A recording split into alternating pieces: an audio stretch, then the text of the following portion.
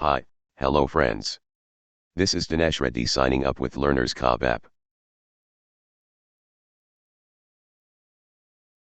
Now we'll discuss about continuous statement.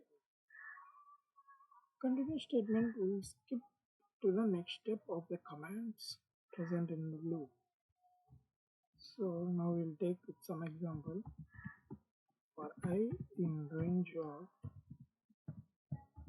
we'll take as 12, and if I equal to 4, then we'll continue statement. Remaining steps, print the value of I, then it will print from 0 to 12 except 4. If you see here 0, 1, 2, 3, there is no 4, and continued with 5, 6, 7, 8, 9, 10, 11. This means here the if y value is 4 means it will not print any value and continue to the next step for I in the range, means next I value.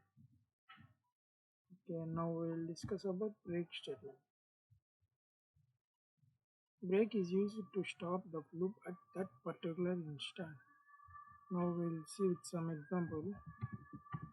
For I in range, we will take same as 12. Sorry, for I in range of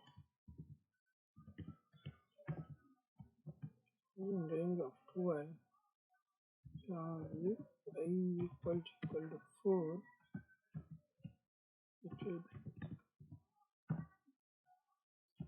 and we will bring the values of I till where it will come.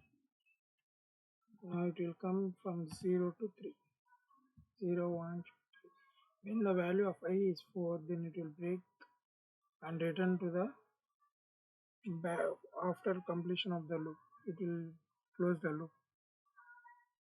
So I think I am clear with today's class. See you in the next class. Thank you for watching my video. Don't forget to like, share and subscribe. I think I am clear with my class today. If you have any doubts we will discuss about it in my Telegram channel. This is Dinesh Reddy signing out. Please don't forget to like, share and subscribe to my channel Learner's Cobb app.